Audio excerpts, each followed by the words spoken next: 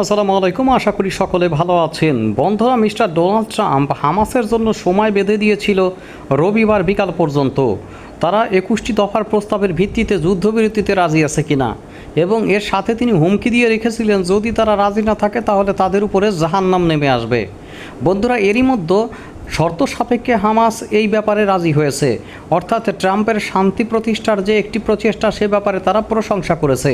Mister Donald ট্রাম্পের এই শান্তি প্রতিষ্ঠার 21 দফা প্রস্তাবের ক্ষেত্রে আপনার জার্মানি, ফ্রান্স থেকে শুরু করে অন্যান্য যে সকল আন্তর্জাতিক শক্তিসম্পন্ন দেশ রয়েছে তারা এর প্রশংসা করেছে এবং দ্রুততম সময়ের মধ্যে ফ্রান্সের প্রেসিডেন্ট ইমানুয়েল ম্যাক্রো এ ব্যাপারে কাজ করার আহ্বান জানিয়েছেন। বন্ধুরা, হামাসের তরফ থেকে বলা হয়েছে যত দ্রুত সম্ভব এই ব্যাপারে আলোচনা শুরু করার, এবং মিস্টার ডোনাল্ড ট্রাম্প তার সোশ্যাল ট্রুথে এক হ্যান্ডেলে লিখেছেন যে এই 21 দফা প্রস্তাবের ভিত্তিতে যেহেতু হামাস এই মুহূর্তে অস্ত্রবিরতিতে রাজি হয়েছে এবং স্থায়ী শান্তি প্রতিষ্ঠায় রাজি হয়েছে, সেক্ষেত্রে যত দ্রুত সম্ভব ইসরায়েলকে তিনি হামলা বন্ধের নির্দেশ দিয়েছেন। তৎক্ষণাৎ তিনি তার সোশ্যাল ট্রুথ হ্যান্ডেলে অবশ্যই ইসরায়েলকে এক্ষেত্রে হামলা বন্ধের নির্দেশ দিয়ে অর্থাৎ তাৎক্ষণিক যুদ্ধবিরতির ব্যাপারে উভয় পক্ষকে তিনি আহ্বান জানিয়েছেন। এখন দেখা যাক ইসরায়েল মিস্টার ডোনাল্ড ট্রাম্পের এই প্রস্তাবে বা আহ্বানে সাড়া দিয়ে যুদ্ধ বন্ধের কোনো গুরুত্বপূর্ণ পদক্ষেপ তৎক্ষণাৎ গ্রহণ করে কিনা। বন্ধুরা, এই হামলার ফলে ইসরায়েল এক প্রকার বিশ্ব থেকে বিচ্ছিন্নতার পথে হেঁটে যাচ্ছে। প্রচুর পরিমাণে সাধারণ মানুষের মৃত্যুর পাশাপাশি মিস্টার ডোনাল্ড ট্রাম্পের বক্তব্য মতে এই চুক্তি বা শান্তি প্রতিষ্ঠিত হলে যে সকল পণবন্দীরা এখনও পর্যন্ত এই প্যালেস্টাইনের স্বাধীনতাকামী গোষ্ঠীটির হাতে বন্দী আছে তারা নিচে ভূমিতে ফিরে আসার সুযোগ পাবে এবং তাদের জীবন বাঁচবে। বন্ধুরা, এখনও পর্যন্ত যারা জীবিত আছে এবং যারা মারা গেছে বন্দি বিনিময় থেকে শুরু করে মৃতদেহ হস্তান্তরের বিষয়গুলো অন্তর্ভুক্ত রয়েছে। তবে এখানে স্বাধীনতাকামী গোষ্ঠীটি আমেরিকার সাথে বা মিস্টার ডোনাল্ড ট্রাম্পের প্রস্তাবিত এই শান্তি প্রস্তাব শর্ত সাপেক্ষে অনুমোদন করেছে।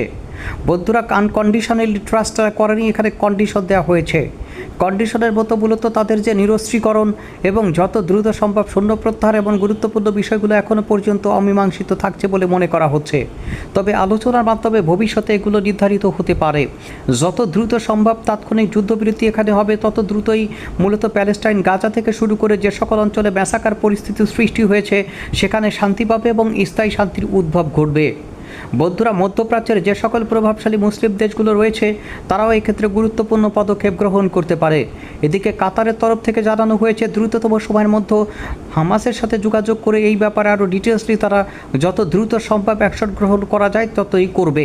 বন্ধুরা, এখন বক্তব্য হলো মিস্টার ডোনাল্ড ট্রাম্পের প্রস্তাবিত 21 দফা দ্রুততম সময়ের মধ্যে যদি শান্তি প্রস্তাবে গুরুত্বপূর্ণ ভূমিকা পালন করে এবং পরবর্তীতে ইসরায়েল এখানে হামলা বন্ধ করে এবং পাল্টা হামলা বন্ধ করে আপনার এখানকার স্বাধীনতাকামী গোষ্ঠীটি, তাহলে কি মিস্টার ডোনাল্ড ট্রাম্প প্রকৃতপক্ষে কয়েক দশকের যুদ্ধবন্ধের বা তার বক্তব্য মতে 1000 বছরের যুদ্ধবন্ধের জন্য তিনি যে গুরুত্বপূর্ণ ভূমিকা পালন করবেন সেক্ষেত্রে তার গুরুত্বপূর্ণ অবদান মানুষ কিভাবে স্মরণ করবে?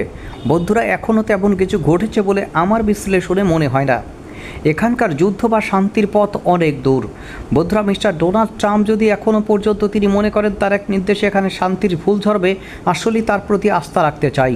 বন্ধুরা, তিনি ইচ্ছা করলে অনেক আগেই যুদ্ধটি বন্ধ করতে পারেন, তার ক্ষমতা আছে সেটি। বন্ধুরা, ইসরায়েলের উপরে তাদের যে পরিমাণ প্রভাব, মিস্টার ডোনাল্ড ট্রাম্প যদি নির্দেশ দিতেন তাহলে মিস্টার নেতানিয়াহু এখানে হামলা বন্ধ করতে বাধ্য হতো। এখন দেখা যাক কতদূর কী পর্যন্ত তিনি করতে পারেন। তার বক্তব্যের বাইরে গিয়েও মিস্টার নেতানিয়াহু কিন্তু এখানে অপারেশন পরিচালনা করেছেন। এখন দেখা যাক তেমনই কোনো কাহিনী এখানে ঘটে কিনা। মূলত এটিকে আমরা একটি ব্রেকিং নিউজ হিসেবে ধরে নিতে পারি।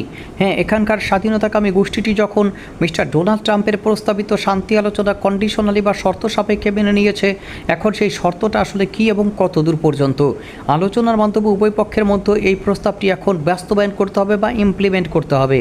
বন্ধুরা, এখানে ইসরায়েলি সৈন্যের প্রত্যাহার এবং এখানকে হামাসকে নিরস্ত্রীকরণের ব্যাপারগুলো অত্যন্ত গুরুত্বপূর্ণ হিসেবে ডিউ রয়ে গেছে। দেখা যাক কতদূর পর্যন্ত অগ্রসর হতে পারে।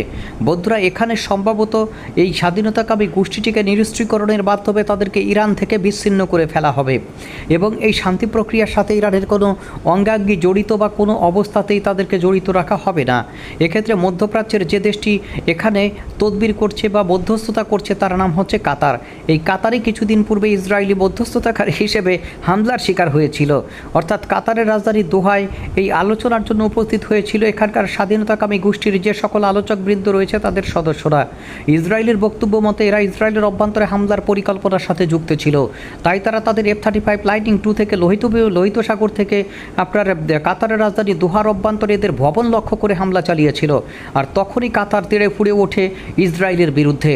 পরবর্তীতে আলোচনার মাধ্যমে মিস্টার ডোনাল্ড ট্রাম্পের মধ্যস্থতায় কাতার আশ্বস্ত হয় যে এখানে ইসরায়েলের ভবিষ্যতে আক্রমণ পরিচালনা করবে না। সেই কাতারই এখানে মধ্যস্থতাকারীর ভূমিকা পালন করেছে স্বাধীনতা গোষ্ঠীটির সাথে আমেরিকার প্রেসিডেন্ট ডোনাল্ড ট্রাম্প এবং ইসরায়েলের যোগাযোগ করিয়ে দেওয়ার ক্ষেত্রে। এখন মিস্টার ডোনাল্ড ট্রাম্প এই যুদ্ধ যদি রাতারাতি বন্ধ করতে পারেন তাহলে তিনি নোবেল পেয়েও যেতে পারেন। ওদিকে রাশিয়ার তরফ থেকে আবারও হুঁশিয়ারি উচ্চারণ করা হয়েছে দ্বিরাষ্ট্রভিত্তিক সমাধানের ব্যাপারে, অর্থাৎ দ্বিরাষ্ট্রভিত্তিক সমাধানের ব্যাপারে তাদের সম্পূর্ণ সমর্থন থাকবে এবং রয়েছে, অতীতেও ছিল, এখনও থাকবে, ভবিষ্যতেও থাকবে। বন্ধুরা, দেখা যাক মিস্টার ডোনাল্ড ট্রাম্প তার 21 দফা প্রস্তাবে কী কী প্রস্তাব করেন। এখনও পর্যন্ত অবশ্য পুরোপুরি প্রস্তাবটি সম্পর্কে আমি অবগত নই, যেহেতু এখানকার স্বাধীনতাকামী গোষ্ঠীটি শর্ত সাপেক্ষে এই প্রস্তাবটির ক্ষেত্রে শান্তি আলোচনা মেনে নিয়েছে, শান্তি স্থাপন মেনে নিয়েছে। ভবিষ্যতে এখানকার মধ্যপ্রাচ্যের যে সকল প্রভাবশালী মুসলিম দেশগুলো রয়েছে তারা গুরুত্বপূর্ণভাবে এখানকার স্বার্থ রক্ষা করে যত দ্রুত সম্ভব ইসরায়েলি হামলা বন্ধই হবে অগ্রাধিকার ভিত্তিক। কারণ প্রতিদিন হামলায় হাজার হাজার নারী, পুরুষ, শিশুসহ ধ্বংস হচ্ছে প্রচুর পরিমাণে ঘরবাড়ি এবং সম্পদ। এখন তো আর ধ্বংস বলতে কিছু নাই, অলরেডি বেশিরভাগই ধ্বংস হয়ে গেছে। সুতরাং সাধারণ ন্যূনতম তাদের অবস্থানটুকু ধরে রাখা এখন জরুরি। মিস্টার ডোনাল্ড ট্রাম্প যে আশা দিয়েছেন সেই আশায় কি তারা ভরসা নিয়ে বসে থাকবে যে গাজাকে দখল করতে দেবেন না ইসরায়েলের? এখন পর্যন্ত দেখা যাক তিনি তার বক্তব্যে কতদূর পর্যন্ত অটল থাকতে পারেন। এখন সর্বশেষ তিনি যদি তার 21 দফা প্রস্তাবে ব্যর্থ হন তাহলে সম্ভবত দখলদার দেশটির তরফ থেকে ব্যর্থ হওয়ার সম্ভাবনা সবচেয়ে বেশি। আর সেক্ষেত্রে কি আবারও এখানে বড় ধরনের একটি সংঘর্ষ শুরু হতে পারে? বন্ধুরা, সময়ের বিবর্তন এবং চাহিদার প্রয়োজনে হলেও হতে পারে। তাই যত দ্রুত সম্ভব যুদ্ধটি বন্ধ করে একটি যুদ্ধবিরতি বা স্থায়ী শান্তি প্রতিষ্ঠার ক্ষেত্রে হয়তো এখানে আরব বিশ্ব, পশ্চিমা বিশ্ব, মার্কিন যুক্তরাষ্ট্র ইসরায়েলকে আক্রমণ থামানোর ক্ষেত্রে গুরুত্বপূর্ণ ভূমিকা রেখে অবশ্যই চাপ প্রদানের মাধ্যমে তাদেরকে এই সকল শান্তি প্রক্রিয়া মেনে নিতে বাধ্য করবে। একমাত্র মার্কিন যুক্তরাষ্ট্রই পারে এমন ম্যাসাকার পরিস্থিতি থেকে দূরে সরাতে ইসরায়েল এবং তার যে সকল সামরিক সদস্যবর্গ রয়েছে, উচ্চপদস্থ সামরিক কর্মকর্তা থেকে শুরু করে বর্তমান ইসরায়েলের যে সকল বেসামরিক প্রশাসন রয়েছে তাদেরও উচিত এ ব্যাপারে গুরুত্বপূর্ণ ভূমিকা, বিশেষ করে ইসরায়েলি জনগণের এক্ষেত্রে গুরুত্বপূর্ণ ভূমিকা পালন করার অধিকার রয়েছে। তারা এই ধরনের ম্যাসাকার পরিস্থিতির বিরুদ্ধে যদি অভ্যন্তরীণভাবে ইসরায়েল সরকারের উপরে চাপ প্রয়োগ করে তাহলে দ্রুততম সময়ের মধ্যে একটি শান্তি চুক্তি স্বাক্ষরিত হতে পারে, যেটি ইসরায়েল, আমেরিকা এবং প্যালেস্টাইনের মতো রাষ্ট্রগুলো, বিশেষ করে মধ্যপ্রাচ্যের সকল রাষ্ট্রের জন্য অত্যন্ত গুরুত্বপূর্ণ এবং ভালো হবে। বন্ধুরা, যুদ্ধ বিদায় যাক।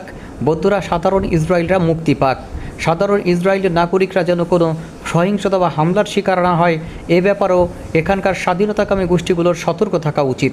তাহলে শান্তি প্রক্রিয়াটি আরও দ্রুততম সময়ের মধ্যে অগ্রসর হতে পারে।